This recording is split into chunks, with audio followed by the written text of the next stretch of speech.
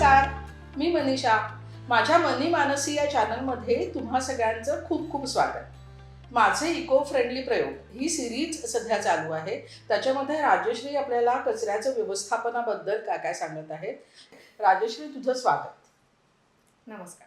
मागच्या 2 भागामध्ये राजश्रीनी आपल्याला सुका कचऱ्याचं व्यवस्थापन आणि ओल्या कचऱ्याचं व्यवस्थापन कसं करायचं ते सांगितलं. आणि मागच्या भागामध्ये मी तुम्हाला सांगितलं होतं की या भागामध्ये तुम्हाला कसं करायचं, ॲक्च्युली प्रॅक्टिकली कसं या सगळ्याचं कचऱ्याचं व्यवस्थापन करायचं हे राजश्री सगळं दाखवणार आहे. महिनाभर अतिशय प्रामाणिकपणे, अतिशय कष्टाने आम्ही तो सगळा कचरा गोळा केला, आम्ही त्याचे सगळं कंपोस्ट केलं आणि सगळं अतिशय काळजीपूर्वक याचं शूटिंग केलेलं आहे आणि हे सगळं संकलित करून आज आम्ही तुम्हाला दाखवणार आहोत. तर राजश्री, काय काय दाखवणार आहोत आज आपण प्रेक्षकांना? आपण जे बघितलं शून्य कचऱ्याकडे माझं घर मी न्यायला सुरुवात केलेली आहे. तर ओला कचरा आणि सुका कचरा असे आपण 2 भाग पण बघितले. तर आजच्या भागामध्ये तुम्हाला असं दिसेल की या दोन्हीचं व्यवस्थापन मी कसं केलेलं आहे.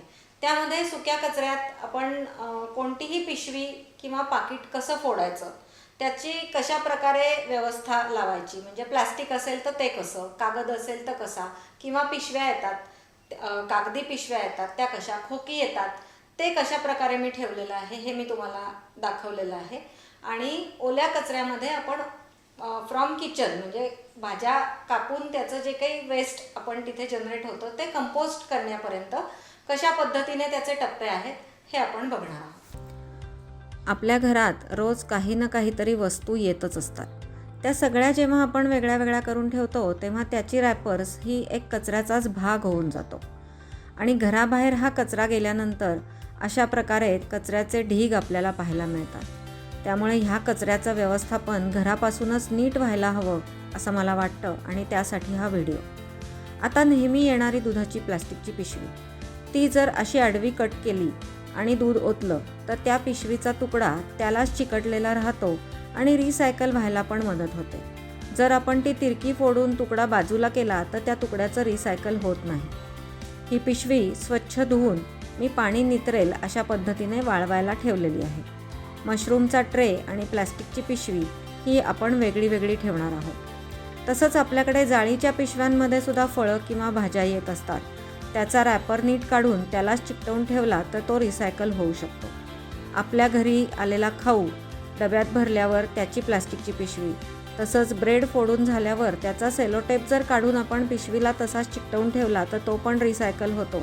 आणि हा ब्रेड वापरून झाल्यानंतर त्याची पिशवी आणि त्याच्याबरोबर आलेली रॅपर अशा पद्धतीने वेगळं करून ठेवलं, पिशवी स्वच्छ करून ठेवली तर ते रिसायकलला देऊ शकतो. ऑनलाईन आलेल्या वस्तू ज्यामध्ये वेगळ्या वेगळ्या प्रकारची पॅकिंग असतात त्यामध्ये खाकी पिशव्या, प्लॅस्टिकच्या पिशव्या हे सुद्धा वेगळं वेगळं ठेवायला पाहिजे. औषधाची रॅपर्स त्यातून गोळ्या वापरून झाल्यानंतर एका वेगळ्या पिशवीमध्ये आपण टाकणार आहोत.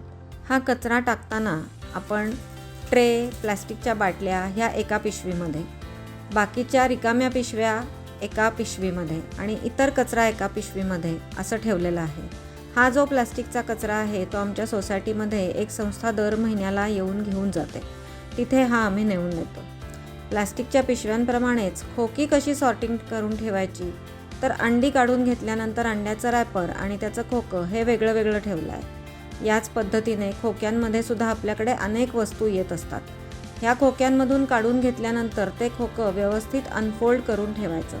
अनफोल्ड अशासाठी की जागा कमी लागते.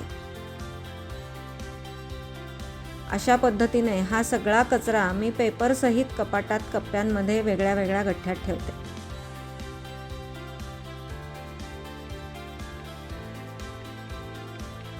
पेपरमध्ये पेपर ठेवलं आहे, कागदी पिशव्यांचा एक वेगळा गठ्ठा आहे, रॅपर्सचा गठ्ठा वेगळा आहे, छोटी बिलं एका गठ्ठ्यात ठेवली आहेत, खोकी एकीकडे आणि अंड्याचा ट्रे एकीकडे. याच पद्धतीने ॲल्युमिनियमच्या फॉईलमधून सुद्धा आपल्याकडे काही गोष्टी येत असतात. त्या सगळ्या काढल्यानंतर स्वच्छ धुवून ते कंटेनर एका गठ्ठ्यात, आईस्क्रीमचे कप असतील तर ते स्वच्छ धुवून एका गठ्ठ्यामध्ये, अशा पद्धतीने. तसंच कागदी बोळे आपण कंपोस्टमध्ये टाकू शकतो. कंपोस्ट कसं करायचं, तर किचनमधला जो ओला कचरा आहे म्हणजे भाज्या, फळांच्या साली या एका डब्यामध्ये सगळ्या मी गोळा करून घेतलेल्या आहे. हा कचरा आम्ही टप्प्याटप्प्याने मिक्सरमधून काढतो. जर मिक्सरमधून काढणं शक्य नसेल तर हा कचरा जितका बारीक करणं शक्य होईल, म्हणजे आपण भाज्या जशा बारीक चिरतो त्याप्रमाणे हा कचरा बारीक चिरून कंपोस्टमध्ये टाकला तरी चालतो.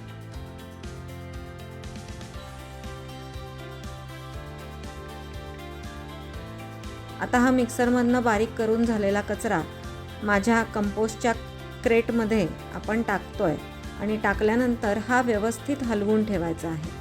यामध्ये जर खूप ओल असेल तर त्यामध्ये मगाशी दाखवलेला कागदाचा बोळा आपण मिक्स करून टाकू शकतो. साधारण 3 महिन्यांमध्ये हा क्रेट भरतो आणि त्यानंतरच्या 2 ते 3 महिन्यांमध्ये अशा पद्धतीने त्याचं कंपोस्ट तयार होतं. आणि हे कंपोस्ट आपण आपल्या घरातल्या अंगणातल्या झाडांना, अगदी तुमच्या टेरेसमध्ये जरी कुंड्या असतील तरी त्या झाडांना घालू शकतो. माझ्याकडे अशा पद्धतीने हे खत मी बागेत टाकते. या खतावरती माझ्या बागेतली फळझाडे, फुलझाडे खूप छान पद्धतीने बहरलेली आहेत.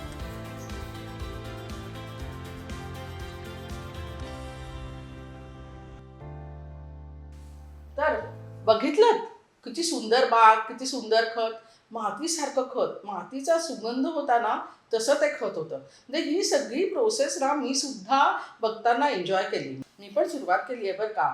माझ्याकडे पण आता 3 महिन्यात छान छान खत तयार होणार आहे. तर मला काय म्हणायचं आहे की तुम्ही सुद्धा याला सुरुवात करा. हे सगळं ना वर्थ आहे. हे सगळे प्रयत्न आहे ते वर्थ आहेत. मान्य आहे मला थोडंसं प्लॅनिंग करावं लागेल, थोडी काळजी घ्यावी लागेल, पण नक्की करा. हे म्हणजे असं छान वाटतं हे सगळं. म्हणजे हे खूप निसर्गाच्या जवळ जाणं आहे आणि आपण त्याचा एक भाग आहोत आणि हे आपलं कर्तव्य आहे असं मला वाटतं. तर आम्ही गेले महिनाभर आम्ही वेगवेगळे प्रयोग करताना मला एक जाणवलं की राजश्री ना हे सगळ्या ओल्या कचऱ्यापासून ना तिने काही एन्झाईम्स पण तयार केलेली आहेत. तर काय आहे एन्झाईम? म्हणजे त्यांनी लिंबांच्या साली वापरून, म्हणजे मी बघत होते तर ती मला म्हणाली की एन्झाईम्स आहे. तर काय आहे एन्झाईम? कशासाठी वापरायचं हे? हो, किती घाई. जरा थांब, पुढच्या भागासाठी काहीतरी राखीव राहू दे. हा भाग आपला खूप झालेला आहे. याच्यामध्ये आपण बऱ्याच गोष्टी लोकांना सांगितल्यात. त्यांना त्याचं व्यवस्थापन करायला सुरुवात करू देत. मग एन्झाईम आपण पुढच्या भागामध्ये बघूया. चालेल ना? चालेल. तर पुढच्या भागामध्ये आम्ही बोलणार आहोत एन्झाईम्स हे काय आहे, त्याचा उपयोग कसा करायचा, हे राजश्री आपल्याला पुढच्या भागामध्ये सांगणार आहेत. तर नक्की पुढचा भाग पण बघत राहा. असेच कनेक्टेड राहा. राजश्री धन्यवाद. सगळ्यांना धन्यवाद. मनी मानसीचा हा व्हिडिओ तुम्हाला आवडला असेल तर लाईक करा, सबस्क्राईब करा आमच्या चॅनलला आणि बेल आयकॉन दाबायला विसरू नका. तुम्हाला काय ऐकायला आवडेल ते मला जरूर कमेंट करून कळवा. धन्यवाद.